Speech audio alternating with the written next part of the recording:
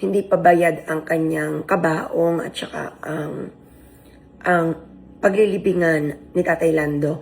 Ngayong oras pong ito ay nakagising po ako ng may mabasa po akong post.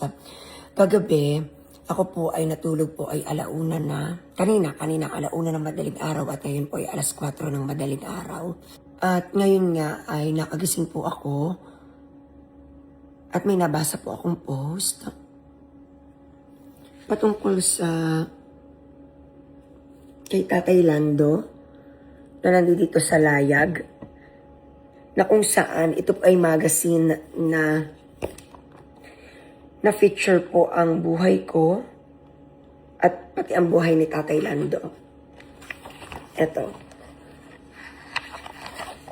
Yan. At yung si Tatay Lando na nasa cover ay pumanaw na. May nakita akong post ni Ma'am Jonah Venson na friend ko sa Facebook na humihingi ng tulong kasi hindi pa bayad ang kanyang kabaong at saka ang paglilibingan ni Tatay Lando. So ngayon po ay tatawagan ko po si Ma'am Jonah kung yung post po ba niya ay may nakapag-abot na po ba ng tulong at kung wala pa po ay nakahanda ang kapitbalay para po tumulong. Good morning po, sir. Hi, Ma'am Jonah. Pasensya na po sa abala. Opo. Ma'am Jonah, tatanong ko lang po. Yung pinost niyo po, ito po, si Tatay Lando? Opo, sir. Siya po yan. Opo. Ma'am, kaano-ano niyo po si Tatay Lando? Ang Tatay Lando po ay nakilala ko laang. Naglalakad siya. Siya po ay nangangalakal. Matag na po siyang nakatira sa ilalim ng tulay. Almost 20 years na daw po 20 years daw nga po. Yan po ay nakilala ko na talaga siyang nakatira lang siya mismo sa ilalim ng tulay na sa papag lang siya na natutulog. Opo. Saan po siya nakaburol ngayon, ma'am? Doon po mismo sa kanya din po, sa ilalim din po siya ng tulay. As in, sa ilalim ng tulay. Itatanong ko lang po, yun po bang post ninyo ay may nakapag-abot na po ng tulong? Apo, sa ngayon po sir, ay dinangalat nga po ako ng ayan nga po, ng pondo ng para nga po sa palibing. Nakakuha naman po ako sir sa awa ng Diyos. Apo. Dahil po ay di... Nakamagkano na po kayo, ma'am? Nakamagkano na po kayo? 5,000. Magkano po kayo? Ngayon po,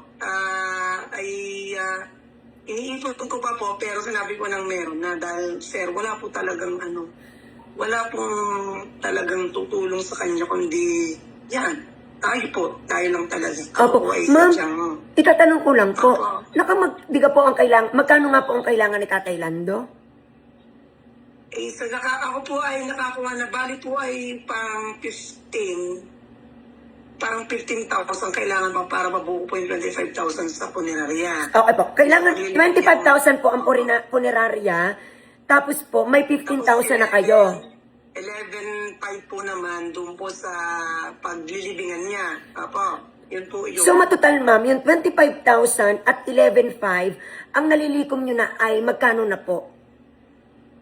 Bali po sir ay... Okay na po ako sa paglilibing. Nakaipon na po ako. Tapos may another 10,000 pa po akong hawak.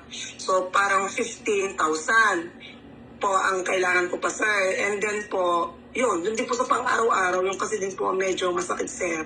Na wala yun po. Yun po ang, dahil sa Martes pa po ang libing. Martes. Ngayon po ay anong araw na po? Ang araw ngayon ay Thursday. May 4 na araw pa po bago siya ilibing. Opo, sir.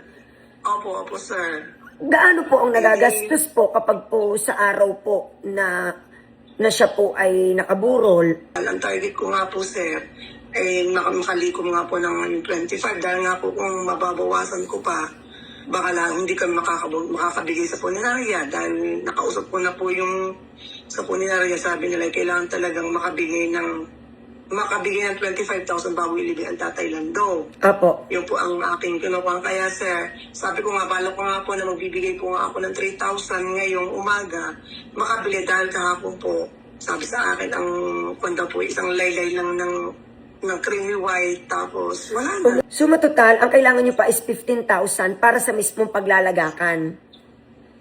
Opo, sir, Punerarya at sa punerarya po. Punerarya na po yun, sir, para mabayaran na po din namin ng buo. Opo. Tapos po, ang kulang pa 50,000 po, kayo. ang kulang pa po ay yung pang-araw-araw na gastos. Opo, sir, yun po lang ang medyo mabigat dahil yun nga po, yung pang-araw-araw. Sabi ko nga, pag kukuha pa ako dun, sir, ay di mabawasan po lalo ang sa... So, matotal, ma'am, kung ang 3,000 ba kasya sa isang araw? Ay malaking tulong na po, sir. Yes po. Okay ba? Dahil po ay... Kasi kung may 4 days, ma'am, kung may 4 days, bali 3, 6, 9, 12,000. Opo, sir. Plus, Opo. 15,000 na kulang para po sa punerarya. Opo, sir. Yung po. Opo, ma'am. Meron po namang nagbibigay pa ng pailan-ilan. Eh, di siyempre, sir, mga 500. Eh, di...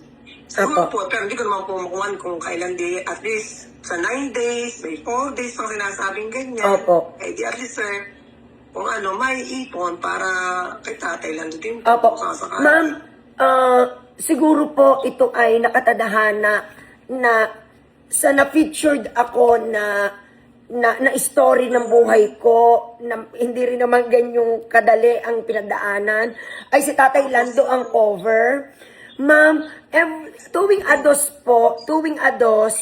ang Kapet Balay po talaga ay may charity. Pero ito pong February, hindi po kami nakapagbigay ng tulong kasi naging sobrang busy sa business at saka po sa pamilya.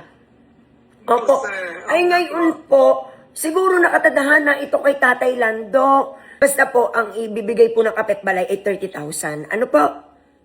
Ay, naku, so, thank you, sir. Thank you po. At sadyang, yun po ay sadyang, ako na lang po yung magkukuha ng, yung, siyempre, yung nga sa katulo ko, may padasal, Opo. pamisan. Opo. Yung malalabis po doon ay doon ko po ipapagamit. Kaya every one, mapapabisa ko. Simple. Hindi nga po ang bali po. Dahil wala nga po nagdadasal dito sa kanya. Opo. Yun, ganun po.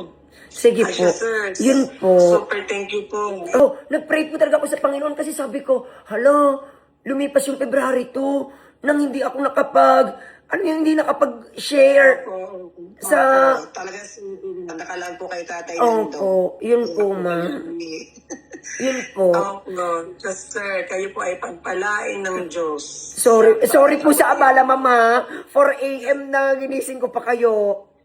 Hindi po sir, kataon din pong, ang alam ko po ay 4 o'clock a.m. Kaya po ay pasok po. Opo. Kayo po ay tinaghana sa mga kailangan pa namin. Sadyang ako po ay naglilikom pa talaga sa tunay lang po. Para lang ako po ay sadyang kuha ng loob ko ngayon. Ma'am, salamat din sa kabutihan ng iyong puso. At talagang wala nang problema, maililibing na po siya ng maayos kahit wala siyang mga kamag-anak. Po, ma'am, ako po yung nakakaabala. Makikita po tayo mamaya. At Okay po, sir. salamat din sa kabutihan ng inyong puso, ma'am. Ma'am, uulitin ko lang po. Ipopost ko po ito para lamang po maramdaman ng mga customers ng Kapet Balay na sila po ang tumulong.